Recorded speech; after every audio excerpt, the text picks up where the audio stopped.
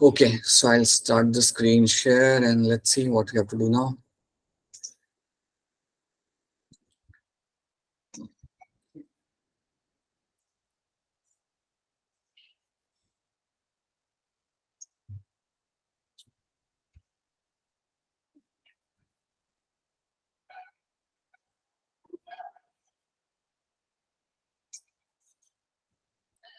All right, just let me know once you are able to see the screen. क्या आप सबको screen दिख रही है? Yes, sir. Yes, sir. Yes, sir. Thank Yes, you so much. that's all.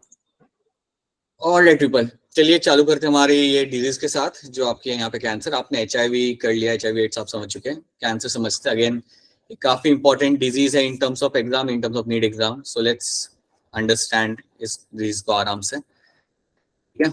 सो जब भी हम cancer की बात करते हैं तो फर्स्ट ऑफ ऑल याद रखना ये एक बहुत ही डेडली कंडीशन है, डेडली डिजीज है. Like through out the year बहुत लोगों की कैंसर से डेथ होती है इंडिया में और globally. You get number of people dying because of cancer, right. बहुत टाइप के कैंसर होते हैं. कुछ टाइप के कैंसर आप मुझे बता सकते हो? Like can you name some types of cancer?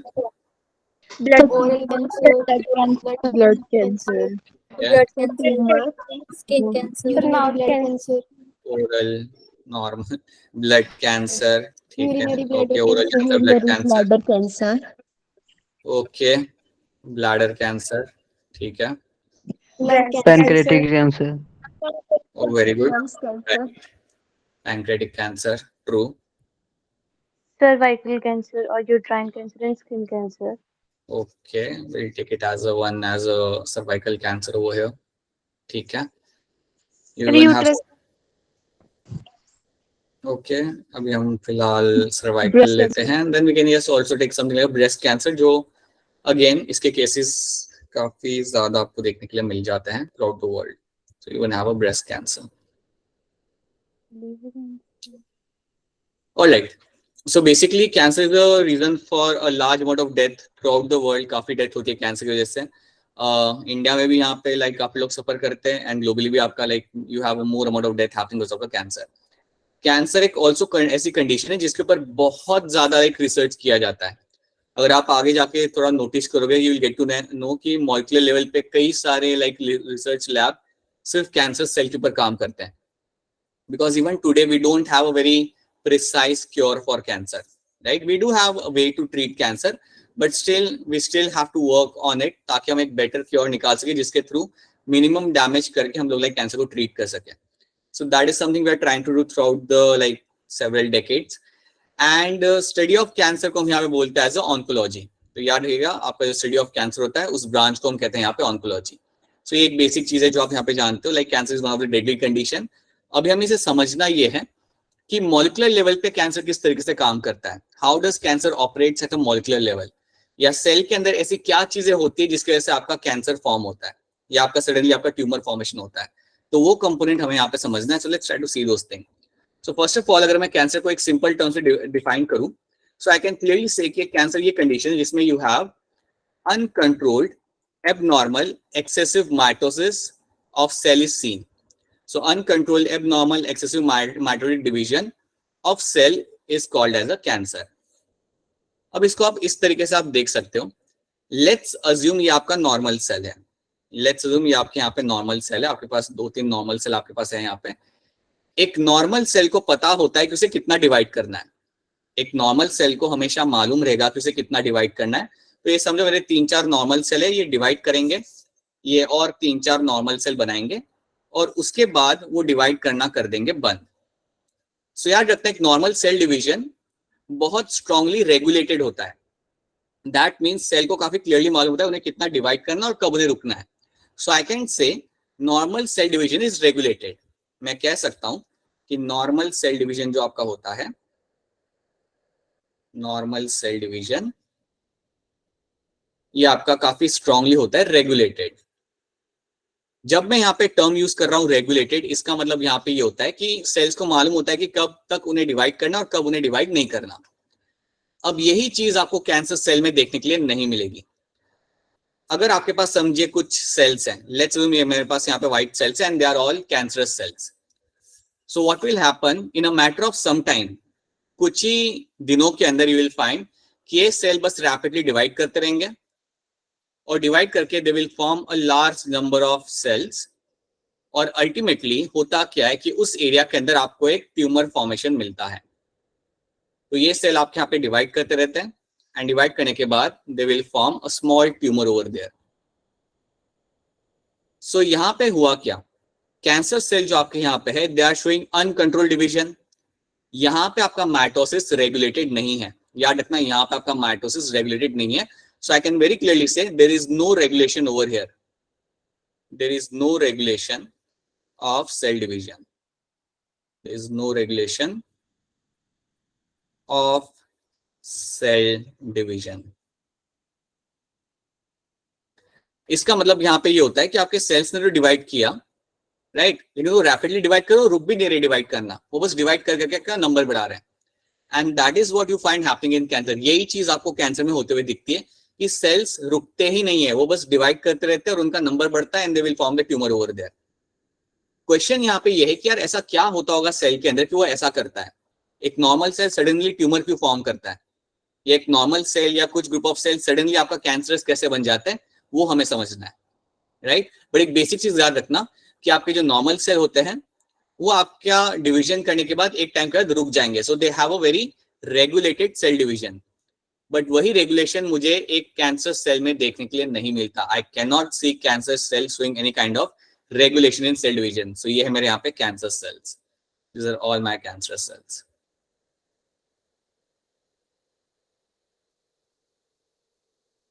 So that is something you have to know। अब इस स्टेटमेंट को आप वापस देखो। So uncontrolled abnormal excessive mitosis of cell is called as a cancer। These abnormal cell and abnormal and undifferentiated cell are called cancerous cell। ये जो मेरे cell यहाँ पे बनेंगे they are being called as my cancer cell। तो एक basic चीज आता है कि ये लोग आपके रैपिडली डिवाइड करते हैं और इनका ये नंबर बढ़ता जाता है। मैं यहाँ पे एक और चीज ऐड करूंगा जो आपको याद रखनी है कि आपके हर एक सेल जो आपके बॉडी के अंदर होता है वो एक टाइम बाद उसकी डेथ हो जाती है। फॉर एग्जाम्पल अगर हम बात करें हमारे आरबीसी की, तो आरबीसी हमेशा 120 डेज के बाद उनकी डेथ हो जाती है। आपने सुना होगा, आपने पढ़ा होगा आरबीसी का life 120 days, after that they will die. उनका काम होता है उसके बाद उनकी डेथ हो जाती है। वैसे जितने भी आपके बॉडी के अंदर सेल्स होते हैं उनका एक लाइफ स्पैन होता है, उसका उनकी हो जाती है डेथ। ये डेथ आपको कैंसर सेल में देखने के लिए नहीं मिलेगी। तो ये बात भी याद रखना, कैंसर सेल जो आपके होते हैं यहाँ पे ये लोग डेथ शो नहीं करते, दे do not show any kind of death. और ये जो डेथ होती है ना इसको हम बोलते हैं apoptosis. So there is a term known as your apoptosis. अगर आपके सामने ये कभी टर्म आए कि एपोप्टोसिस नाम का टर्म आपके सामने आ सकता है, किसी स्टेटमेंट में आ सकता है आपके सामने ये टर्म, तो एपोप्टोसिस का मतलब क्या होता है आप समझो। इसका मतलब है प्रोग्राम सेल डेथ। इसका मतलब है प्रोग्राम सेल डेथ। एक बार फिर ये मैं टर्म आपको समझा रहा हूं, एपोप्टोसिस का मतलब यहां पे समझो। हर एक सेल होता है ना, हर एक सेल की एक सडन लाइफ स्पैन होता है और उसके बाद उसकी हो जाती है डेथ। और जो डेथ होती है काफी क्लिनिकल तरीके से होती है, ऐसा नहीं कि एकदम से मर जाता है, उसको काफी तरीके से उसकी डेथ हो जाती है ताकि कोई आसपास डैमेज ना हो। उसको हम बोलते हैं यहाँ पे एपोप्टोसिस। और आपके बॉडी में हर एक सेल शो करता है एपोप्टोसिस। बट एक बात याद रखना, आपके जो कैंसरस सेल होते हैं दे शो नो एपोप्टोसिस। वो लोग सेल डेथ शो ही नहीं करते और वो लोग सिर्फ डिवाइड करते रहेंगे और आपका ट्यूमर बस बढ़ता ही रहेगा। So that is also one thing you have to know. ये टर्म याद रखना कि कैंसर सेल जो आपके होते हैं वो आपका प्रोग्राम डेथ शो नहीं करते हैं, वो प्रोग्राम सेल डेथ शो नहीं करते हैं, वो सिर्फ डिवाइड ही करते रहेंगे और उनकी डेथ कभी नहीं होती। And that is why we say cancer cell show no apoptosis. ये लोग एपोप्टोसिस शो नहीं करते हैं। अब आप मुझे बताइए क्या आपको ये टर्म समझ आ रहा है यहाँ पे, what do mean bye apoptosis? क्या ये टर्म क्लियर है आपको? एक बार फिर बता रहा हूँ, एपोप्टोसिस का मतलब ये होता है प्रोग्राम सेल डेथ। इसका मतलब सिंपली ये है कि बेटा हर एक सेल जो आपके होते हैं एक सर्टेन टाइम के बाद उनकी हो जाती है डेथ। लेकिन कैंसर सेल की डेथ यहाँ पे नहीं होती, वो बस आपके डिवाइड करते रहते हैं। So you call them as a like, इसलिए हम कहते हैं कि वो लोग प्रोग्राम सेल डेथ शो नहीं करते। सो I can say they show no apoptosis over there. So that is one thing you can know about the cancer cell. तो दो चीज याद रखना फिलहाल के लिए, एक तो वो लोग शो करते हैं excessive mitotic division, that's one thing, and they do not show any kind of death over there, और ये बस डिवाइड करते रहते हैं। So that is one thing you have to know about the cancer cell. Now let's understand one more thing over here. आपको मिलेगा देखने के लिए यहाँ पे absence of contact inhibition. Cancerous cell contact inhibition show नहीं करता है. अब ये टर्म को हम समझते हैं यहाँ पे कि यार ये टर्म का मतलब क्या है. Let's try to see what do mean by contact inhibition over here. तो इसको हम एक डायग्राम के थ्रू समझने की कोशिश करते हैं. अज्यूम करो कि ये एक आपका टिश्यू है. यहाँ पे आपके हैं normal cells. Assume that you have a tissue. यहाँ पे आपके हैं सारे cells which are normal cells, right. Similar मैं यहाँ पे एक टिश्यू बना रहा हूँ और एक छोटा सा डिप्रेशन यहाँ पे बना रहा हूँ और इसके बारे में हम लोग बात करते हैं. Now let's see. You have normal cells over here. अब नॉर्मल सेल्स जो मेरे यहाँ पे है, समझो यहाँ पे मेरे नॉर्मल सेल यहाँ पे सारे लगे हुए हैं और यहाँ पे एक छोटा सा मैंने डिप्रेशन क्रिएट किया हुआ है, एक छोटा सा होल मैंने वहां पे क्रिएट किया हुआ है. तो आपके जो सेल्स यहाँ पे होंगे ना, ये डिवाइड करेंगे. ये नॉर्मल सेल आपके डिवाइड करेंगे और ये अपना नंबर बढ़ाएंगे. सो ये नॉर्मल सेल मेरे यहाँ पे डिवाइड कर रहे हैं, ये अपना नंबर बढ़ा रहे हैं and after some time they will stop dividing. ये एक बाउंड्री पे आके यहाँ पे रुक जाएंगे. तो मेरे सेल्स यहाँ पे डिवाइड करते हैं, उनका नंबर बढ़ाते हैं और एक टाइम के बाद वो वहां पे आके रुक जाते हैं. तो यहाँ पे बेसिकली हुआ क्या, मेरे नॉर्मल सेल्स को मालूम है कि बाउंड्री क्या है. उन्हें काफी क्लियरली मालूम है कि इसके बियॉन्ड उन्हें डिवाइड नहीं करना. तो उन्होंने अपना डिवीजन किया और जैसे ही वो नियर बाय सेल के कांटेक्ट में आते हैं, जैसे वो नियर बाय सेल के कांटेक्ट में आते हैं, वो लोग अपना डिवीजन रोक देते हैं. उन्हें पता चलता है कि यार ये मेरी बाउंड्री है और इस बाउंड्री के आगे मुझे डिवाइड नहीं करना. So they will stop dividing. Now same thing I don't find happening in my cancer cell. Imagine कर लो कि यहाँ पे मेरा एक कैंसर सेल है. इमेजिन कर लो कि मेरा यहाँ पे कैंसर सेल है और ये जो मेरे कैंसर सेल है ये डिवाइड करना चालू करेंगे. अब जैसे वो डिवाइड करना चालू करते हैं, वो अपना नंबर बढ़ाते रहेंगे. यहाँ पे they will keep on increasing their number और उसके बाद वो रुकेंगे नहीं. वो अपनी बाउंड्री क्रॉस करके वो बस यहाँ पे डिवाइड करते रहेंगे and in a matter of some time they will form a tumour. अब ये जब चीज यहाँ पे हुई तो आप यहाँ पे क्या देख सकते हो, जो मेरे कैंसर सेल थे उन्होंने अपनी बाउंड्री को क्रॉस कर दिया. मतलब उन्होंने ये चीज को रियलाइज नहीं किया कि उन्हें कहाँ पे रुकना था, बल्कि वो रुके ही नहीं, वो बस डिवाइड करते रहे. उन्होंने अपने यहाँ पे नंबर बढ़ा लिया. So let's say these are my cancerous cells. ये है मेरे यहाँ पे सारे कैंसर सेल्स, ये डिवाइड कर रहे हैं. और जब ये जो मेरी सेल की बाउंड्री थी या सेल की ये जो लाइनिंग थी जहां पे आके उन्हें रुकना था, वहां पे वो रुके नहीं, वो डिवाइड करके अपना नंबर यहाँ पे बढ़ाते रहे. और इसलिए हम कहते हैं कि आपके जो कैंसर सेल होते हैं they do not show contact inhibition. याद रखना, cancer cell do not show contact inhibition. ये लोग कॉन्टैक्ट इनिबिशन यहाँ पे शो नहीं करते. इसका मतलब यहाँ पे ये है कि ये लोग बस डिवाइड करते रहेंगे, अपना नंबर बढ़ाएंगे यहाँ पे, राइट, और रुकेंगे नहीं. किसी तरीके से रुकेंगे नहीं और यहाँ पे ट्यूमर बनाएंगे. ऑन द अदर हैंड आपके जो नॉर्मल सेल यहाँ पे है ये तो रुक गए. इनको जैसे ही पता चला कि अच्छा ये इनकी बाउंड्री है, ये इनकी साइड में बाउंड्री आ गई और उनकी जो लिमिट होती है वो उन्हें वो पता चल गई, उसके बाद उन्होंने वहां पे डिवाइड करना बंद कर दिया. सो मैं कह सकता हूँ कि नॉर्मल सेल जो मेरे यहाँ पे होते हैं ये कॉन्टैक्ट इनिबिशन शो करते हैं. कॉन्टैक्ट इनिबिशन का मतलब ये होता है कि आप आसपास वाले सेल के कॉन्टैक्ट में आते हो और उनके बेसिस पे आप जज करते हो कि आपको कितना डिवाइड करना है, कितना नहीं करना. Normal cell are going to show contact inhibition, but याद रखना कैंसर सेल कभी भी आपका कॉन्टैक्ट इनिबिशन शो नहीं करेंगे and they will form tumour over here. So that is something you will find happening in your cancer cell. अब मैं इसका आपको एक एग्जांपल लेता हूं, आप मुझे इसका आंसर करिएगा. Now try to give me answer over here.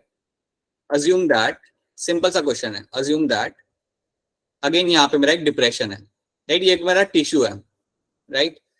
और टिश्यू के अंदर मेरे पास यहाँ पे लेट्स से यहाँ पे पास मेरे यहाँ पे सेल है, यहाँ पे एक सेल की लेयर है. अगर मैं आपको बोलूं कि जो मेरे सेल है यहाँ पे नॉर्मल सेल है, तो क्या लगता है आपको, क्या ये लोग कॉन्टैक्ट इनिबिशन शो करेंगे या नहीं करेंगे?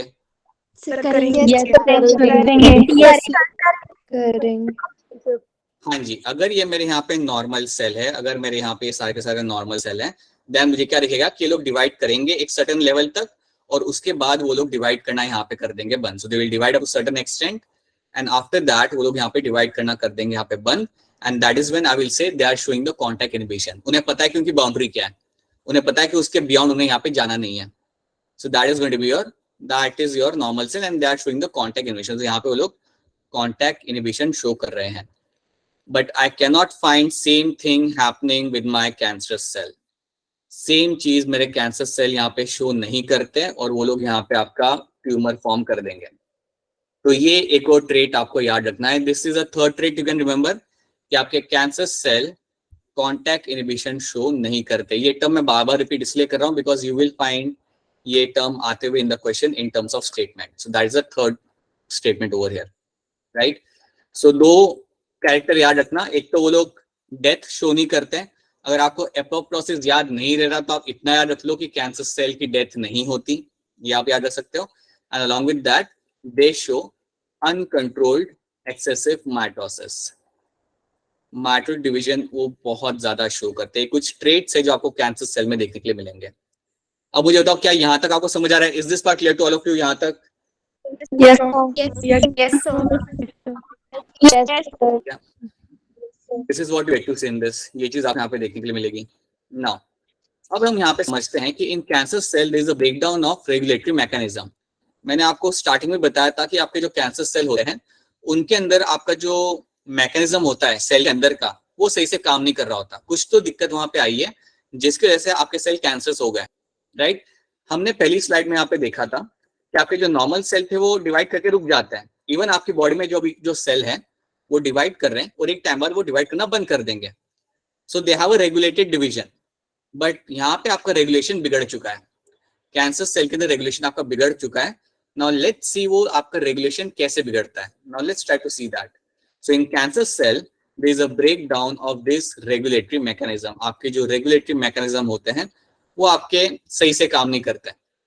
नाउ लेट्स सी वो किस तरीके से या क्यों वहां पे वो लोग सही से काम नहीं करते। Let's try to see that.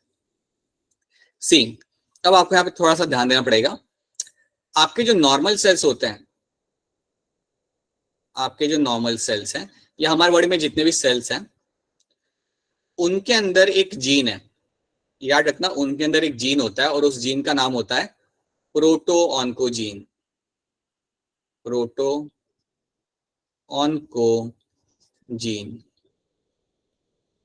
So please याद रखना आपके नॉर्मल सेल्स के अंदर जो आपको जीन देखने के लिए मिलेगा उस जीन का नाम है यहाँ पे प्रोटोऑन्कोजीन। ये जीन आपके सारे सेल्स में आपको देखने के लिए मिलेगा, राइट। और ये जीन का एक फंक्शन है जिस फंक्शन को हम यहाँ पे अभी समझेंगे नहीं because it is in much more detail. But याद रखना you have a normal cell में आपके पास ये जीन मिलेगा और ये कुछ प्रोटीन बनाता है, राइट। कुछ प्रोटीन बनाता है जो एसेंशियल है आपके नॉर्मल सेल डिवीजन के लिए, इतना याद रख लो, राइट। अगर आपके सेल के अंदर ये जो जीन है, अगर ये जीन के अंदर होता है कोई म्यूटेशन, अगर जीन के अंदर कोई म्यूटेशन होता है then this gene will convert into your oncogene. This gene will convert into your oncogene. अब ये बात याद रखना, अगर मेरे प्रोटोऑन्कोजीन में कोई म्यूटेशन होता है और म्यूटेशन की वजह से अगर ये कन्वर्ट होता है into oncogene then it is a matter of concern. अब यहाँ पे आपको कंसर्न होना चाहिए क्योंकि अगर आपका ये जीन कन्वर्ट हो गया या मैं कहूंगा अगर इस जीन में आ गया कोई म्यूटेशन, समझो यहाँ पे आपका कोई म्यूटेशन आ जाता है, अज्यूम दैट अगर आपका यहाँ पे कोई म्यूटेशन आ जाता है then it will turn into the oncogene. अब जैसे ऑन्कोजीन बना अब क्या होगा, this has a potential to form a cell into cancerous. या मैं ये कह सकता हूं कि आपका ऑन्कोजीन में अब पोटेंशियल है कि आपके जो सेल्स हैं उनको वो कैंसरस बना सकता है। हाँ जी बेटा, अगर आपका कोई क्वेश्चन है तो आप डायरेक्टली पूछ सकते हो, आपको हैंड रेज करने की जरूरत नहीं है। यू कैन बेटा आपकी आवाज कट रही है, एक बार फिर बोलना।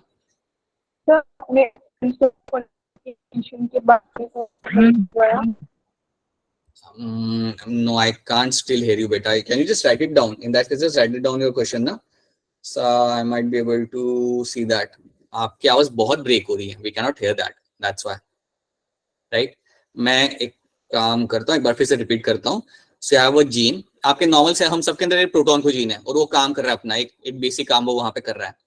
लेकिन अगर इसके अंदर कोई म्यूटेशन आता है देन ये कन्वर्ट हो जाएगा इनटू ऑन्कोजीन। और अगर ऑन्कोजीन हमारे सेल के अंदर बन जाता है, या अगर हमारे सेल के अंदर कोई जीन ऑन्कोजीन बन जाता है, देन क्या होगा, हमारा सेल फॉर्म कर सकता है कैंसर, या हमारा सेल फॉर्म कर सकता है tumour. So now what can happen, I can find my normal cell can turn cancerous in nature. मेरे जो यहाँ पे नॉर्मल सेल्स हैं, सारे के सारे जितने मेरे यहाँ पे नॉर्मल सेल्स हैं, they can turn into cancerous cell.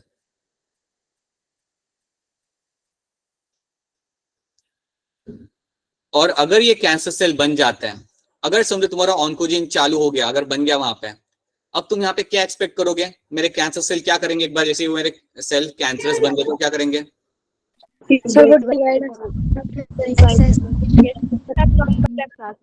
Rapid division. ये लोग शो करेंगे अब यहाँ पे रैपिड डिवीजन। अब उन्होंने और कुछ नहीं करना, जैसे ही आपके सेल के अंदर ये म्यूटेशन होता है, आपके cancer cell rapid division show करेंगे और अपना नंबर बढ़ाएंगे, and in a matter of no time आपको दिखेगा वहां पे कि आपको वहां पे ट्यूमर बना हुआ आपको वहां पे दिख जाएगा। And that is what you find happening over here. तो याद रखना हमेशा, आपके बॉडी में, हम सबकी बॉडी में प्रोटॉन को जीन है और ये नॉर्मली अपना काम करते हैं, लेकिन अगर इनके अंदर कोई म्यूटेशन आता है और म्यूटेशन की वजह से अगर ये बन जाते हैं ऑन्कोजीन, देन दैट ऑन्कोजीन की वजह से क्या होगा, आपका जो नॉर्मल सेल था अब वो बन जाएगा कैंसरस। जितने भी आपके नॉर्मल सेल थे वो बन जाएंगे यहाँ पे cancerous, and now they will have a issue over here. So that is something you have to know. तो ये चीज याद रखना कि प्रोटोऑन्कोजीन आपके ऑन्कोजीन में कन्वर्ट होते हैं। म्यूटेशन कैसे होता है ये हम आगे देखेंगे कि म्यूटेशन बेसिकली क्या रीजन हो सकता है जिससे आपके यहाँ पे म्यूटेशन होगा, बट इतना याद रखना कि यह कन्वर्जन एसेंशियल होता है। जितने भी कैंसर होते हैं उनके अंदर ये कन्वर्जन आपको देखने के लिए मिलेगा। You will find this conversion happening. आप में से कोई मुझे बता सकता है कि ये रीजन क्या हो सकता है, क्या चीज हो सकती है जो ये म्यूटेशन कॉज कर सकती है यहाँ पे? Sir, UV radiation. ठीक है, एक आंसर आपका सही, UV radiation. Anything else? Right, that's the right answer. Anything else? Sir question repeat question यहाँ पे ये है कि क्या चीज हो सकती है जो म्यूटेशन कॉज कर सकती है प्रोटोऑन्कोजीन के अंदर? What are the substance which can cause a mutation in this protooncogene, जिससे आपका प्रोटोऑन्कोजीन ऑन्कोजीन में कन्वर्ट हो रहा है? Sir, X-rays. ठीक है, एक्सरेज आपका एक सही आंसर है। Anything else? और कुछ? Infection causes agent. ठीक है, लेट्स I'll say कि कुछ वायरसेस ये कर सकते हैं। I can say that some viruses can do that. ठीक है, कुछ केमिकल हो सकते हैं क्या, कुछ केमिकल्स हो सकते हैं जो ये कॉज कर सकते हैं? Anyone? Chemicals? Yes, sir. Yes, sir. कैसे केमिकल्स? कोई केमिकल का नाम बता सकते हो जो ये कॉज कर सकता है? Any idea, any term which you think can cause, which is reason for cancer? क्योंकि कैंसर के हमारी डेली लाइफ में हम कहीं ना कहीं इस बारे में पढ़ते रहते हैं। That's why I am asking you. Tobacco. I give you one example. Sir, One tobacco. Sir. Tobacco. Sir tobacco. Tobacco, nicotine, right, that's a very good example. Yes, इससे आपका होता है एक ओरल कैंसर, बहुत कॉमन है India के अंदर, right? Sir vinyl chloride. ठीक है, vinyl chloride has a potential to, yes, it can work as a mutation. Yes, even you know what, even pesticides के अंदर पोटेंशियल होता है that they can turn proto-oncogene into oncogene. Even they have a potential to do that. Pesticides और fertilizer भी ये cause कर सकते हैं. They can cause this mutation over here, right? So काफी चीजें आपके यहाँ पे mutation cause कर सकती है, वो हम आगे वापस हम देखेंगे, right? पहले आप मुझे ये बताओ, क्या आपको ये वाली स्लाइड यहाँ पे समझ आ रही है? क्या ये वाली slide? Yes, sir. Yes, sir. Right? अगर नहीं आ रहा देन बता दो, मैंने वापस रिपीट कर देना ये स्लाइड को। अगर मैं बिल्कुल समझ जा रहा है, even then let me know, we can repeat this thing again, right? So please let me know that. Okay, so that is my story of a proton. So अगर आपको कोई पूछे कि वो जीन कौन सा होता है जो कैंसर कॉज करता है, या वो जीन कौन सा म्यूटेशन होने के बाद ऑन्कोजीन बनेगा, देन आपका आंसर होना चाहिए प्रोटोऑन्कोजीन। और याद रखना ये जो जीन है वो हम सब के अंदर अभी है, और सबके अंदर एक तरीके से वो काम कर भी रहा होता है, बट अगर इसमें म्यूटेशन हुआ, it will get super activated and then it will turn into the oncogene, and then oncogene can lead to a normal cell into cancer cell. ठीक है? Now, आपके जो ट्यूमर होते हैं वो आपके दो टाइप के होते हैं। एक ट्यूमर आपका रहेगा बेनिंग ट्यूमर, और दूसरा आपका रहेगा यहाँ पे मैलिग्नेंट। वो साइड में हो गया, बट याद रखना, one is your benign tumour and दूसरा वाला यहाँ पे रहेगा that is my malignant tumour. अगर मैं बात करूं यहाँ पे बेनिंग ट्यूमर की, देन एक चीज आप यहाँ पे याद रख सकते हो, one thing you can remember here is, ये ट्यूमर एक जगह पे लोकलाइज रहता है। ये ट्यूमर अगर जहां पे फॉर्म होगा ये वहां पे रहेगा, वहां से कहीं दूर नहीं जाएगा। अज्यूम करते हैं एक पेशेंट है, अज्यूम करते हैं एक पेशेंट है और ये उसका ईसोफेगस है, ये उसका ईसोफेगस है। और अगर इस ईसोफेगस के अंदर समझो यहाँ पे एक ट्यूमर फॉर्म होता है, अगर यहाँ पे एक ट्यूमर फॉर्म होता है और अगर ये ट्यूमर है मेरा बेनिंग ट्यूमर, अज्यूम करते हैं ये मेरा जो ट्यूमर है यहाँ पे, ये है मेरा यहाँ पे बेनिंग ट्यूमर, तो ये मेरा ट्यूमर यहाँ पे ही लोकलाइज रहेगा, यहाँ से निकलेगा नहीं। ये यहाँ पे रहेगा, यहाँ पे ग्रो करेगा लेकिन यहाँ से निकलेगा नहीं। So this type of cancer और दिस टाइप ऑफ ट्यूमर, इसको ट्रीट करना ज्यादा आसान होता है। तो याद रखना, जो बेनिंग ट्यूमर आपके होते हैं उनको ट्रीट करना ज्यादा आसान होता है। सबसे सिंपल ट्रीटमेंट ये रहती है कि आप वहां पे सर्जरी कर लो और सर्जरी करके इस ट्यूमर को आप निकाल दो। जनरली सर्जरी के साथ साथ एक कीमोथेरेपी का सेशन रन किया जाता है ताकि उस ट्यूमर को आप वहां से निकाल दो और कोई वहां पे सेल जिंदा ना रहे ट्यूमर वाला। सो that is something they do. तो याद रखना आपको यहाँ पे ये है कि बेनिंग ट्यूमर जो होता है वो होता है लोकलाइज, ये आपका हमेशा रहेगा एक जगह पे लोकलाइज्ड। ये एक जगह से दूसरी जगह पे मूव नहीं कर रहा, ये एक जगह पे आपका ग्रो करता है। एंड दैट इज वाई इसको ट्रीट करना काफी कंपैरेटिवली आसान होता है। So that is one type of tumour which will see in the body, right. काफी बार आपके ईसोफेगस में ओरली आपको ये ट्यूमर ग्रो करते हुए आपको मिलता है, तो सर्जरी करके आप उसे वहां से निकाल सकते हो। सो that is one thing. Main concern आपका आता है मेलिग्नेंट ट्यूमर के अंदर, मेन प्रॉब्लम आपकी आती है यहाँ पे in the malignant tumour. So let's try to see that. So पहले हम देखते हैं बेनिंग ट्यूमर की यहाँ पे क्या डेफिनेशन है।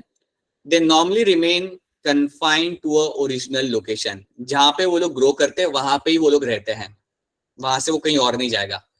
And do not spread to other parts of the body, और ये दूसरे पार्ट ऑफ द बॉडी के अंदर ये लोग नहीं जाते हैं। And they cause little damage, तो एक जगह पे रहेगा ये, वहां पे ग्रो करेगा और ज्यादा डैमेज ये कॉज नहीं करता। सो बेनिंग ट्यूमर से जनरली डेथ होने के चांसेस बहुत कम होते हैं, अनलेस अगर ये ट्यूमर ब्रेन में हो तो। अगर ब्रेन में होता है तो थोड़ा मैटर ऑफ कंसर्न बन जाता है, बट उसके अलावा अगर ये कहीं पे होता है देन जनरली उसको ट्रीट करना काफी आसान होता है। सो याद रखना that is my benign tumour, ठीक है। उसके बाद डेफिनेशन नहीं दिखाई दे रही है। अच्छा, स्लाइड नहीं दिख रही है आप लोगों को? नो सर, दिख रही है स्लाइड नहीं दिख रही? सर, अब दिख रही है सर अब दिख रही है क्या स्लाइड? क्या आप स्लाइड दिख रही है आप लोगों को? Yes sir. अच्छा, अब दिख रही है स्लाइड। अरे बीच में दिख नहीं रही थी। सुनो ध्यान से। सी, बेनिंग ट्यूमर वो होता है बेटा जो एक जगह पे लोकलाइज रहता है, कन्फाइंड रहता है एक जगह के ऊपर, और ये दूसरे बॉडी पार्ट्स में स्प्रेड नहीं होता, ठीक है। और ये कम से कम ये ज्यादा डैमेज आपको कॉज भी नहीं करता, तो उसे हम बोलते हैं यहाँ पे एज अ बेनिंग ट्यूमर। इसको हम बोलेंगे यहाँ पे एज अ बेनिंग ट्यूमर, ठीक है। उसी तरीके से अगर आप देखोगे, सो जैसे कि मैंने आपको इस स्लाइड पे दिखा रहा हूँ, अगर ये ट्यूमर मेरा ईसोफेगस पे ग्रो कर रहा है, समझो ये मेरा ईसोफेगस है, समझो this is your oesophagus over here. तो अगर यहाँ पे मेरा ट्यूमर ग्रो करेगा, राइट, तो वहां पे रहेगा, वो और कहीं नहीं जाएगा, उसने और कहीं यहाँ पे जाना नहीं, बस वहां पे लोकलाइज रहेगा। And that kind of tumour over here is called as my benign tumour. तो इतना ही तुम्हें इसके अंदर याद रखना है, that is the only thing you have to know. क्या अब ये क्लियर है बेनिंग ट्यूमर क्या होता है? Is it now clear to all of you? Yes yes sir. Now yes sir. After that you have the malignant tumour. अब malignant tumour के साथ क्या होता है, मैं आपको यहाँ पे पहले आपको एक पिक्चर के टॉप पे बताता हूँ। अब malignant tumour in real sense ज्यादा प्रॉब्लमेटिक होता है, ये एक मेजर कंसर्न होता है, और जितनी भी डेथ होती है कैंसर रिलेटेड, बेसिकली वो मेलिग्नेंट ट्यूमर की वजह से ही होती है। तो समझो आपका ये कोई तो भी बॉडी पार्ट है, अज्यूम दैट ये आपका एक बॉडी पार्ट है और यहाँ पे आपका ट्यूमर ग्रो कर रहा है, अज्यूम दैट यहाँ पे आपका एक ट्यूमर यहाँ पे ग्रो करता है, ठीक है। So assume that this is your malignant tumour, malignant tumour. अब ये जो आपका यहाँ पे ट्यूमर यहाँ पे ग्रो कर रहा है, अब करेगा, होगा क्या यहाँ पे, इसमें से कुछ सेल्स बाहर निकलेंगे, इसमें से 2-4 सेल यहाँ से आपके निकलेंगे बाहर। So 2-3 cells will come out from this particular area and via blood vessel, blood vessel के साथ ये ट्रेवल करके कहीं और तक जाएंगे। सो ब्लड वेसल के अंदर ये लोग एंटर करेंगे और ब्लड वेसल के थ्रू ट्रैवल करके ये मेरे सेल्स कहीं और लोकेशन पे जाएंगे, और समझो ये ब्लड के साथ ट्रेवल करते करते हुए ये आपके पहुंच गए किडनी तक। समझो ये लोग ट्रैवल करते हुए यहाँ पे पहुंच गया, and over here you have your kidneys. So kidney तक यहाँ पे आ गया ये लोग। अब जैसे ये लोग आपके किडनी तक यहाँ पे पहुंचते हैं, अब क्या होगा, ये मेरे ट्यूमर सेल वहां पे जाएंगे, किडनी पे जाएंगे, अटैच होंगे वहां पे किडनी को या कोई भी दूसरे ऑर्गन को, कोई भी ऑर्गन वहां पे हो सकता है, and they will start forming tumour over there as well. वहां पे भी जाके वो लोग ट्यूमर फॉर्म वहां पे चालू कर देंगे। अब प्रॉब्लम यहाँ पे ये आता है कि ये सेल्स मेरे एक जगह पे रुकते नहीं है, या एक लोकेशन पे ये लोग वहां पे मुझे मिलेंगे नहीं। ये लोग ट्रैवल करेंगे through out the blood stream different parts of the body के अंदर।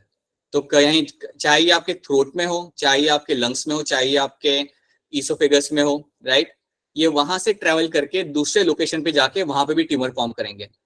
अब आप सोचिए कि आपका ये जो ट्यूमर है ये अभी आपका ईसोफेगस में है, देन थोड़े लाइक आप 6-7 महीने बाद आप आके देखोगे, देन आपको ये किडनी में मिलेगा या लीवर में मिलेगा, you might find them seen in certain muscles as well. तो ये ट्यूमर बॉडी में फैलेगा, और जो ट्यूमर आपके बॉडी में फैलेगा उसको हम बोलेंगे यहाँ पे एज अ मैलिग्नेंट ट्यूमर। उसको हम यहाँ पे बोलते हैं यहाँ पे as a malignant tumour. So malignant tumour की प्रॉपर्टी याद रखना, ये स्प्रेड होता है थ्रू आउट द बॉडी, ये ब्लड वेसल्स को यूज करेगा और कई सारे दूसरे पार्ट्स में ये जा सकता है। आपने सुना होगा कि कई बार डॉक्टर बोलता है कि ये स्टेज 1 कैंसर है, स्टेज 2 कैंसर है, स्टेज 3 कैंसर है। Yes, sir. Yes, sir. Yes, sir. So basically होता क्या है, स्टेज 3 स्टेज 4 बेसिकली एक डिटरमाइन क्या करता है कि कैंसर कितना स्प्रेड हो चुका है, राइट। अगर डॉक्टर को MRI CT स्कैन करा के दिख रहा है कि कैंसर कुछ ही लोकेशन पे है, then that's a normal, that is something which is very much in the initial stage, वो इनिशियल स्टेज पे। बट अगर आपका कैंसर आपको कई सारे बॉडी पार्ट्स में अगर आपको दिख रहा है, अगर आपको ट्यूमर MRI कराने के बाद, देन श्योरली देन डॉक्टर आपको टैग करेगा कि आपको कैंसर 3rd स्टेज में या 4th स्टेज में, राइट। सो इट डिपेंड्स कि आपका कैंसर कितना स्प्रेड हो चुका है, और वो सिर्फ आपका मैलिग्नेंट ट्यूमर यहाँ पे करता है। So that is something you have to. और ये जो प्रॉपर्टी होती है मेरे इस ट्यूमर की through out the body spread होने की, इसको हम, इस प्रॉपर्टी को हम बोलते हैं यहाँ पे metastasis. That is something called as my metastasis. So metastasis is something shown by your malignant tumour. ये जो आपकी प्रॉपर्टी यहाँ पे है, ये आपके शो करेंगे यहाँ पे सिर्फ आपके malignant tumour. So that is something shown by malignant tumour over here. अब यहाँ पे कुछ स्टेटमेंट्स देखिए, try to understand them. Malignant tumour के बारे में यहाँ पे कुछ स्टेटमेंट्स, उसे हम यहाँ पे देखते हैं। These cells grow rapidly, invading and damaging the surrounding normal tissue. तो जहां पे ये ग्रो करते हैं उसके आसपास भी ये लोग जाएंगे, इन्वेड करेंगे, उसे डैमेज करेंगे। Malignant sales reach distant site through blood, and wherever they get lodged into the body they start a new tumor। ये ब्लड के थ्रू अलग अलग लोकेशन पे ये लोग जाएंगे, और जहां पे भी ये लोग पहुंचेंगे वहां पे जाने के बाद एक नया ट्यूमर वहां पे लोग फॉर्म करेंगे। यही इस स्टेटमेंट पे यहाँ पे लिखा हुआ है। So that is something done by your malignant tumour. ये लोग बॉडी में स्प्रेड करके नए नए यहाँ पे आपके ट्यूमर फॉर्म करेंगे, और इस प्रॉपर्टी को, ये जो इनकी प्रॉपर्टी अलग अलग जगहों पे जाके ट्यूमर फॉर्म करने की, उसको हम बोलेंगे यहाँ पे metastasis. So that property over here is called as my metastasis. तो याद रखना, कई बार वो लोग इतना सिंपल क्वेश्चन पूछते हैं कि which kind of tumour has a potential of causing metastasis, तो याद रखना it is always going to be your malignant tumour. Malignant tumour आपके यहाँ पे मेटास्टैटिस कॉज कर सकता है। On the other hand benign tumour ऐसा कुछ कॉज नहीं करता, बल्कि बेनिग्न ट्यूमर काफी हद तक ट्रीटेबल होता है काफी इजीली, राइट। तो अगर दोनों को कंपेयर करोगे तो ये डेडली है, ये बेसिकली है जिससे majority of the death happen through out the country, right, not the benign one. ठीक है, तो क्या बेनिग्न ट्यूमर और मैलिग्नेंट ट्यूमर आप सबको यहाँ पे क्लियर है? Yes, sir. Yes, sir. Alright, अगर कोई चीज रिपीट करनी हो देन मुझे बताओ, then will repeat that. Okay, now यहाँ पे एक पिक्चर है आपके सामने। The picture is trying to show you, basically आपको बता रहा है कि ये वाला जो साइड है जहाँ पे आपका ट्यूमर फॉर्म हुआ था। ये सारे टर्म सेंटेंस को आप पढ़ो मत, ये आपकी जगह है जहाँ पे आपका मेन ट्यूमर आपका फॉर्म हुआ था। और अब क्या हो रहा है, आपके ब्लड के थ्रू आपका ट्यूमर सेल दूसरे लोकेशन में जाके एक नया ट्यूमर फॉर्म कर रहे हैं। तो यहाँ पे you can see a new tumour is getting form. यहाँ पे आपका नया ट्यूमर यहाँ पे आपका फॉर्म, सो क्योंकि आपको यहाँ पे दिख रहा है कि क्या हो रहा है, तो ये किस टाइप का ट्यूमर है यहाँ पे, what kind of tumour it is? Malignant tumor. Magnet. ठीक है, दैट्स ट्रू। मुझे ये बता दीजिए कि चलिए मेलिग्नेंट ट्यूमर है आपका यहाँ पे, मुझे ये बता दीजिए कि ये जो प्रोसेस है, ये जो इसका प्रोसेस है एक जैसे दूसरे पे जाके नया ट्यूमर फॉर्म करना, इस प्रोसेस को हम क्या बोलते हैं? Metastasis. Thank you, right, that is a metastasis. ये चीज आपका यहाँ पे ट्यूमर शो कर रहा है, that is what I be finding happening over here. So this is what you have to know, ये इसलिए ये दोनों आपको यहाँ पे रखना, इट्स सुपर इंपॉर्टेंट।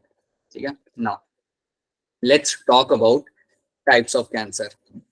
आपके कैंसर के यहाँ पे कितने टाइप्स होते हैं, let's quickly see that, right. अब कैंसर के अगर आप टाइप्स करते हो, एक होता है आपके यहाँ पे carcinoma, sarcoma, leukaemia, lymphoma. Leukaemia, lymphoma शायद आपने सुना होगा कई बार, समटाइम इन बुक्स या मूवीज के अंदर दिखाते हैं, राइट। तो ये टर्म आपने सुना होगा। हम लोग बात करते हैं पहले कार्सिनोमा की। सो जब भी आपके सामने टर्म आएगा कार्सिनोमा, याद रखना यहाँ पे जो आपका कैंसर ओरिजिन हो रहा है, it is originating from the epithelial tissue. So cancer originates from epithelial tissue.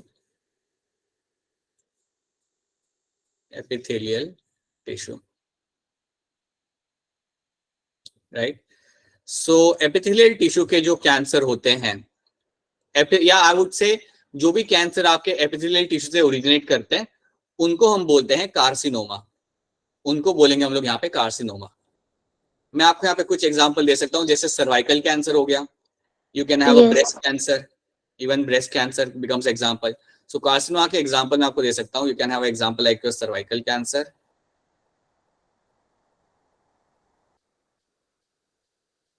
you can have something like your breast cancer. तो ये कुछ आपके कैंसर के एग्जाम्पल है, ऐसे बहुत सारे एग्जाम्पल आपके होंगे, but these are the couple of example जो आपके होते हैं एपिथेलियल ओरिजिन के। तो आपको अगर नीट में क्वेश्चन आ रहा है तो इतना ही आएगा, आपसे वो लोग यही एक्सपेक्ट करते हैं कि आप ये जानो कि कार्सिनोमा होता क्या है। So carcinoma is a cancer of my epithelial origin. तो इसका जो ओरिजिन होगा वो एपिथेलियल टिश्यू से ही होगा, तो that will have a origin from the epithelial tissue. इसमें इतनी चीज आपको याद रखनी है। Then you have sarcoma. अब सार्कोमा अगर आपके सामने टर्म आता है, याद रखना ये होगा मेरा कैंसर जो ओरिजिनेट करेगा मेरा मेसोडर्मल लाइनिंग से, right? So it will have a mesodermal origin. So it is a cancer of mesodermal origin. Mesodermal origin. अब मेसोडर्म में से बॉडी के कौन से ऑर्गन बनते हैं आप बता सकते हो मुझे, या मेसोडर्म जो आपकी जर्म लेयर होती है उसमें से क्या क्या बॉडी पार्ट्स बनते हैं? Anyone knows that? सर इसमें से आपके बनते हैं मसल्स, बनते हैं मेसोडर्म में से, आपके कार्टिलेज बनेगा, आपके बोन बनेगा, ठीक है। आपका जो जर्म लेयर होता है मेसोडर्म उसमें से बोन बनता है, कार्टिलेज बनता है, you get to see muscles form. तो बोन कैंसर जो आपका होता है या कार्टिलेज में अगर कैंसर होता है, सो याद रखना that is the example of my sarcoma. तो सार्कोमा अगर आपके सामने कोई पेशेंट आता है और पेशेंट को आप एनालाइज करते हो और आपको पता चलता है कि उसके अंदर बोन कैंसर है, राइट, तो याद रखना that is the category of my sarcoma. वो सार्कोमा वाली कैटेगरी में आएगा क्योंकि वो आपका मेसोडर्मल ओरिजिन से है। So basically your cancer of bone, your cancer of cartilage, ये इतने कॉमन नहीं होते but still, and even your cancer of your muscles, कि जितने भी टाइप के यहाँ पे कैंसर, जितने भी टाइप के यहाँ पे आपको कैंसर मिलेंगे, they are all going to be coming under the category of sarcoma. ये सारे आपके सार्कोमा कैटेगरी के अंदर आएंगे। सर हाँ बेटा बोलिए। सर लिम्फ नोड्स भी आ सकते हैं इसमें? हाँ, लिम्फ नोड भी इसके अंदर आपके आ सकते हैं। अगर लिम्फ नोड के अंदर आपके जो लिम्फोसाइट अगर आप यहाँ पे ग्रो कर रहे हैं, then it won't come, then it will be a different, then it will be a blood cancer. but अगर आपके लिम्फ नोड्स अगर ट्यूमर फॉर्म कर रहे हैं वहां पे, then yes you can find that happening. Yes sir. So याद रखना bone, cartilage, muscles are the one which will come under the category. इनके जो कैंसर होंगे, इनके जो भी कैंसर अगर यहाँ पे हो रहा है आपका, that is my sarcoma, right. Carcinoma में याद रखना एपिथेलियल ओरिजिन, सार्कोमा में मेसोडर्मल ओरिजिन, इतना याद रख लो किसमें मेसोडर्मल है और किसमें आपका एपिथेलियल।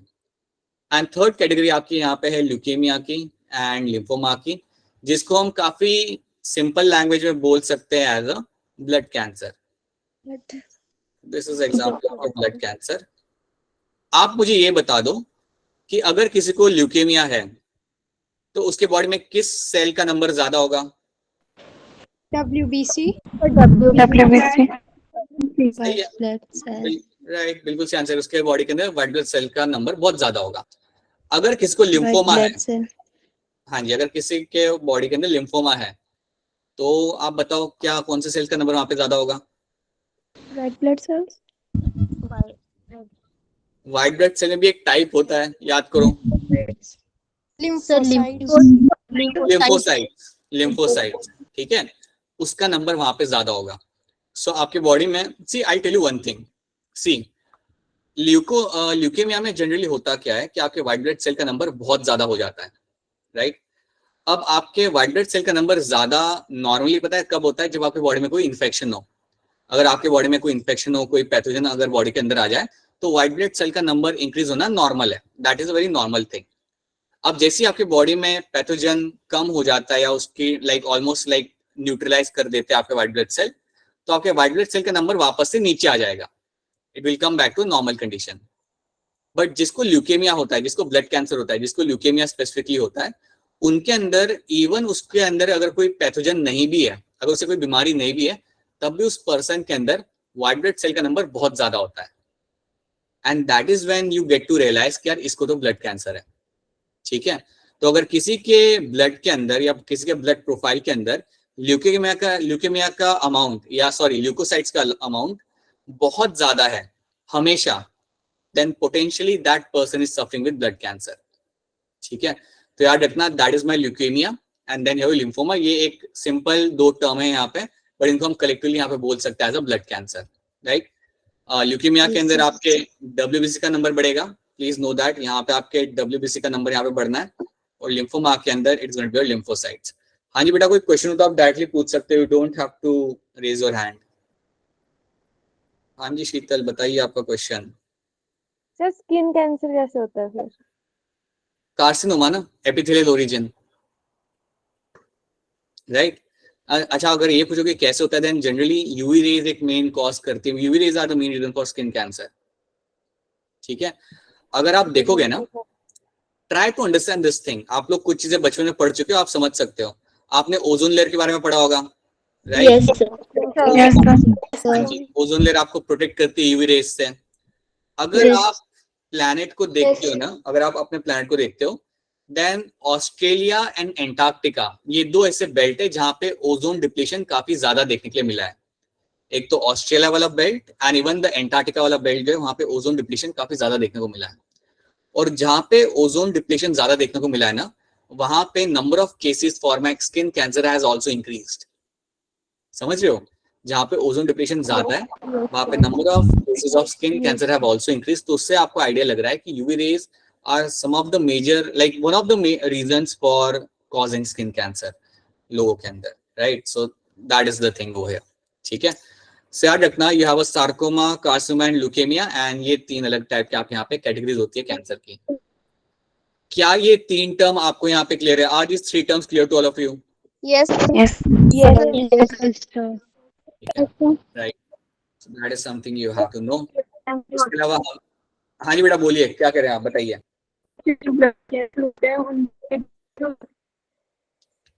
यार आपका आवाज बहुत कट रहा है बेटा। मोहित, आप कुछ पूछना चाह रहे हो? आपने हैंड रेज किया था। अच्छा बेटा, आपका आवाज कट रहा है, आपका आवाज काफी कट रहा है। अगर किसी और को आपका क्वेश्चन सुना है, please let me know what is her question.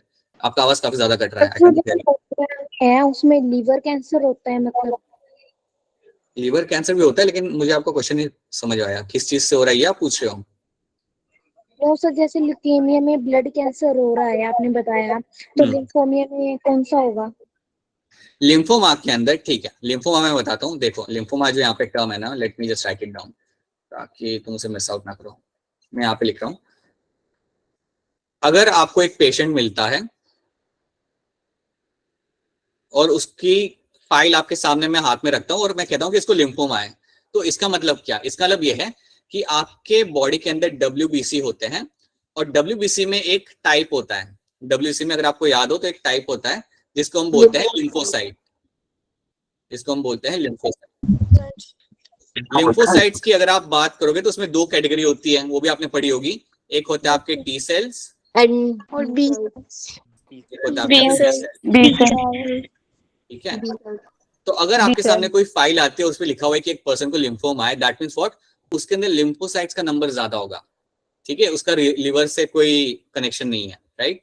उस पर्सन के अंदर लिम्फोसाइट्स का अमाउंट बहुत ज्यादा होगा, and because of that you will say that the person is suffering with lymphoma and it is a type of a blood cancer, ठीक है। अब ये क्लियर हुआ, राइट। वो प्लीज लिवर के साथ इसको मत करना, it has nothing to do with the liver apparently, ठीक है।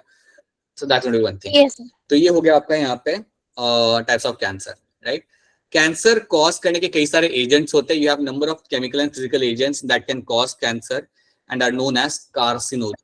सर चैट बॉक्स में मैसेज आया है, मैसेज आया है मोहित सर, ब्लड कैंसर से पेशेंट की डेथ कैसे हो सकती है? हाँ, इंटरेस्टिंग क्वेश्चन है मोहित। मैं समझ सकता हूँ आपका क्वेश्चन क्यों, like I understand your question, I tell you why. आप ये सोचो कि यार WBC तो बढ़ रहे हैं तो अच्छी बात है, राइट। मतलब WBC बढ़ रहे हैं, उससे डेथ क्यों हो रही है, right. Why it is causing a concern over here? See understand one thing, अगर आपके सेल कैंसरस हो जाते हैं ना, तो फर्स्ट ऑफ ऑल अपना नॉर्मल फंक्शन कभी नहीं कर पाएंगे। First thing, they will never able to carry out their normal function. So आप ये एक्सपेक्ट मत करना कि आपके WBC है वो अपना नॉर्मल फंक्शनिंग वहां पे कर रहे होंगे, फर्स्ट थिंग। सेकेंड थिंग, अगर आपका ट्यूमर फॉर्मेशन यहाँ पे होता है, अगर आपका यहाँ पे ट्यूमर फॉर्मेशन हो रहा है, अगर आपके सेल कैंसरस बन रहे हैं, तो वो कैंसर सेल बहुत ज्यादा न्यूट्रिशन कंज्यूम करता है आपके बॉडी में से। वो कैंसर सेल आपके बॉडी में से बहुत ज्यादा न्यूट्रिशन कंज्यूम करते हैं एंड बाकी के सेल को वो न्यूट्रिशन कभी मिल नहीं पाता। एंड क्योंकि आपके बॉडी के सारे रिसोर्सेज और न्यूट्रिशन आपके ये कैंसर सेल कंज्यूम करते हैं, that is a reason you find that people die because of cancer. इसलिए लोगों की डेथ होती है बिकॉज ऑफ कैंसर। तो अज्यूम करते हैं कि एक कैंसर फॉर्म हो रहा है मेरे थ्रोट के अंदर, राइट। मेरे ट्राइकिया में कैंसर फॉर्म हो रहा है वहां पे, तो जो मेरा ट्यूमर वहां पे ग्रो करेगा वो बहुत ज्यादा न्यूट्रिशन रिसोर्सेज कंज्यूम करता है फॉर इट ग्रोथ, और जो मेरे नॉर्मल सेल्स को मिलता नहीं है फिर, जो मिलना चाहिए था। And because of that you will find people die because of cancer and the same thing happen over here, ठीक है। सो हाँ, आपके दिमाग में बिल्कुल ये क्वेश्चन आ सकता है कि सिर्फ नंबर बढ़ने से क्यों यहाँ पे दिक्कत आ रही है, but that is not the case, right. It's not only increasing number, वो ट्यूमर, वो सेल्स आपका न्यूट्रिशन रिसोर्सेज कंज्यूम करेंगे and because of that they end up dying, ठीक है। जैसे हमारे व्हाइट सेल्स हैं, व्हाइट ब्लड सेल है, वो बैक्टीरिया हमारे अंदर अगर कोई आता है उसको खाता है, राइट। तो जैसे कि हमें मतलब मैम ने कल बताया था कि जैसे कि वो बैक्टीरिया को खाता है, जब व्हाइट ब्लड सेल का नंबर इंक्रीज होगा तो उससे कैंसर क्यों होता है? वो उन बैक्टीरिया को क्यों नहीं खाता है, जैसे कि वो मल्टीप्लाई होता है आगे से आगे व्हाइट ब्लड सेल। मतलब आप ये कह रहे हो कि अगर किसी को कैंसर हुआ है नो तो सर, जैसे हाँ बोलो, एक बार फिर बोलो। जैसे कि एक मतलब हमारे अंदर व्हाइट ब्लड सेल है, वो बैक्टीरिया को खाते हैं। उन बैक्टीरिया को जब मतलब वो मल्टीप्लाई होते रहते हैं, ज्यादा अमाउंट में हो जाएंगे, जब हमारे WBC इंक्रीज होंगे तो वो कैंसर ही क्यों फॉर्म करते हैं? तो वो उन बैक्टीरिया को क्यों नहीं खाते? नहीं नहीं नहीं नहीं नहीं नहीं, आप समझो इस बात को। समझो आपके बॉडी में बैक्टीरिया आया, ठीक है। आपके बॉडी में बैक्टीरिया आया और आपके WBC का नंबर यहाँ पे बढ़ रहा है, ठीक है। और उनका काम है आपके बैक्टीरिया को खाने का, राइट। उन्होंने समझो हफ्ता लगाया और हफ्ते भर में उन्होंने सारे बैक्टीरिया को खा लिया। अब ये जो नंबर बढ़ा है ये कैंसर नहीं है, समझो ये कैंसर नहीं है, ये है डिफेंस, ये है आपका नॉर्मल डिफेंस मैकेनिज्म। आपके सेल्स का नंबर यहाँ पे बढ़ा, सेल्स का नंबर बढ़ने के बाद उन्होंने उसे कंज्यूम किया, वो जितने भी आपके वहां पे बैक्टीरिया थे उनको कंज्यूम किया, और उसके बाद उनका नंबर वापस नीचे आ जाएगा। अगर आपको, ठीक है, इतना क्लियर रखो, अगर आपको दिख रहा है किसी पेशेंट के अंदर WBC का नंबर बहुत ज्यादा है और उसके अंदर कोई बैक्टीरिया का इन्फेक्शन है भी नहीं, तो इसका मतलब यहाँ पे पता है क्या है, उसका जो रेगुलेटरी मैकेनिज्म है सेल का वो बिगड़ चुका है। उसका मतलब यहाँ पे ये होता है कि उसके अंदर ये चीज हो चुकी है, उसका प्रोटो ऑन्कोजीन जो है यहाँ पे वो ऑन्कोजीन में कन्वर्ट हो चुका है। और अगर ये प्रोसेस अंदर हो चुका है वहां पे आपके WBC के अंदर, देन वो लोग सिर्फ वहां पे डिवाइड करेंगे और उन्होंने अपना काम भी नहीं करना सही से, समझ रहे हो। सो जब आपके WBC का नंबर हाई है, so that doesn't mean it's cancer. Normal WBC का नंबर हाई जाएगा, अगर आपके बॉडी में आज के डेट में सैल्मोनेला टाइफी अगर आपके बॉडी में आता है देन नंबर हाई जाएगा और वो बैक्टीरिया को कंज्यूम करेंगे और उसके बाद नंबर वापस नॉर्मल हो जाएगा। बट अगर आपके बॉडी में वैसे ही नंबर बहुत ज्यादा बिना कोई रीजन के, then you can understand that there has been a molecular changes happened inside the body. For sure आपके बॉडी के अंदर प्रोटो ऑन्कोजीन ऑन्कोजीन में कन्वर्ट हो चुका है, and then you can say now they will form the tumor over. Now it is a condition जो आपकी cancer form करेगी. समझ आया मैं क्या कर रहा हूँ आपको यहाँ पे? हाँ बोलो. अच्छा, ये तमन्ना का कुछ क्वेश्चन है यहाँ पे. तो ब्लड कैंसर से कोई ट्यूमर नहीं होता है. अच्छा, अब ये बात आप, अच्छा इसका भी अब इसको हम देखते हैं, right? Understand this thing. See, मैं ये स्लाइड यूज करता हूँ. आप मुझे ये बताओ कि ब्लड बनता कहाँ पे है? बोन मैरो में. Exactly. So blood will be formed in your bone marrow. अब आपने ये शायद सुना होगा, बोन मैरो में आपके कुछ सेल्स होते हैं जो आपके ब्लड सेल बनाते हैं. सो बोन मैरो में बेसिकली कुछ सेल्स होते हैं. You have a haematopoietic cell which are going to be forming your poietic cell, which are going to be forming your all the blood cells. So ये जो आपके sales होते हैं, इनके अंदर ट्यूमर फॉर्म हो सकता है. यू कैन फाइंड कि ये कैंसर्स बन सकते हैं. अगर यहाँ पे कैंसर्स बन गए, देन यहाँ से जितने भी सेल बनेंगे, जितने भी आपके यहाँ पे सेल बनेंगे, they will be cancers in nature, right? तो अगर आपको एक अगर आपको लिम्फोमा का केस मिलता है, या अगर आपको ल्यूकेमिया का केस मिलता है, देन काफी लाइकली चांस है, या बहुत ज्यादा लाइकली चांस है कि उसके जो बोन मैरो के सेल्स है, उनके अंदर प्रोटो ऑन्कोजीन ऑन्कोजीन में कन्वर्ट हो चुका है. या बोन मैरो के जो मेरे वो सेल्स है जो लिम्फोसाइट्स या ल्यूकोसाइट बनाते हैं, उनके अंदर प्रोटो ऑन्कोजीन ऑन्कोजीन में कन्वर्ट हो चुका है. And because of that they have turned cancers in nature, and because of that they are just growing rapidly. वहां से आपके सेल्स बनते ही रहेंगे. तो तुम इमेजिन करो कि ये अगर मेरा कैंसर्स बन गया, अगर ये टिश्यू मेरा यहाँ पे बन जाता है कैंसरस, समझिए मेरा कैंसर्स यहाँ पे बन गया, अब क्या होगा? यहाँ से मेरे सेल्स बनते रहेंगे. अब मेरे यहाँ से बहुत ज्यादा अमाउंट में मेरे WC यहाँ पे बनते रहेंगे, और वो जितने मेरे WC they are all going to be cancer cell. They are nothing but my cancer cell. इन्होंने फंक्शन भी सही से नहीं करना, and that will have a impact on the body. Because ये जो आपका टिश्यू है यहाँ पे, आपकी एनर्जी कंज्यूम करेगा. ये आपका, I won't say simply energy, आपके बॉडी के सारे रिसोर्सेज, न्यूट्रिशन ये कंज्यूम करेंगे, so that they can grow rapidly, and because of that you will find people will end up dying. तमन्ना, पता चला मैं क्या कह रहा हूँ? Yes sir. Right. सर ये ऑस्ट्रोमो बोलते हैं. Yes Tamannaah, that's right. Yes. Yes sir. Okay. That is a case over here. अब ये सब ठीक है. I think this is a part you will see later. मुझे बस इतना बता दो यहाँ पे, क्या ये 3 टर्म आपको यहाँ पे क्लियर है? Are carcinoma, sarcoma and leukaemia, lymphoma clear to all of you? Yes sir. ठीक है, राइट. क्या आपको मेलिग्नेंट ट्यूमर और बेनिग्न ट्यूमर यहाँ पे क्लियर है, दोनों टर्म? Yes sir. ठीक है, right. Then is proto oncogene clear to all of you? Proto oncogene क्या है और क्या किसमें कन्वर्ट हो रहा है? Yes sir. Yes sir. Yes sir. Please एक बार फिर मैं वापस से रिपीट करूंगा. हम सब के अंदर प्रोटो ऑन्कोजीन है और वो अपना एक बेसिक काम कर रहा होता है, राइट? बट अगर उसमें कोई म्यूटेशन आता है, अगर वो ज्यादा एक्टिवेट हो जाता है, देन वी विल से कि यार ये तो कन्वर्ट हो गया ऑन्कोजीन के अंदर.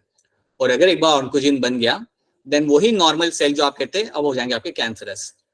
सो that is something you have to know. ठीक है, ये तो सिर्फ मैं एक जीन का नाम ले रहा हूँ. जब आप जाके like I hope you get into MBBS and you will get to see that you have so many such genes, like you have 7-8 genes like this which has a potential to cause cancer. ठीक है. Contact inhibition, क्या मेरे cancer cell contact inhibition show करेंगे? No sir. कौन सा? ठीक है, right. क्या मेरे cancer cell programme cell death show करेंगे? वो सिर्फ डिवाइड करके वो ग्रो करते रहते हैं. ठीक है, and they will show uncontrolled mitosis. This is something will be shown by. ठीक है, तो इतना रखना. I think the next component will ma'am is going to take care of the next part over here. So this is what we have done. हो सके तो एक बार देख लेना अपने एनसीईआरटी में जाके जो भी हमने यहाँ पे किया था. एंड आई डू होप कि यहाँ तक जो किया था वो आपको समझ आ रहा है. ठीक है, I am just hoping that. So Yes sir. Yes sir. The remaining part over in this portion is going to be cancer cause कौन कर रहा है. जिसके कुछ चीजें आप जानते हो, जैसे यूवी रेडिएशन हो गए, पेस्टिसाइड हो गए, निकोटीन हो गया, इवन कुछ वायरस होते हैं. Some viruses are known to cause cancer. So that is something you will see. उसके बाद इसमें आप पढ़ोगे डायग्नोसिस कैसे करते हैं, कैसे आप डिटेक्ट करते हो कैंसर को, again you have some techniques for that, and then you have the last thing is going to be how the treatment has been done over there. ठीक है, Yes. just ensure that कि आप इसके question ज्यादा से ज्यादा solve करें ताकि आपको कोई दिक्कत ना है, right? All right, people, if you have any question, then please go ask your question, right? I know it's difficult for you.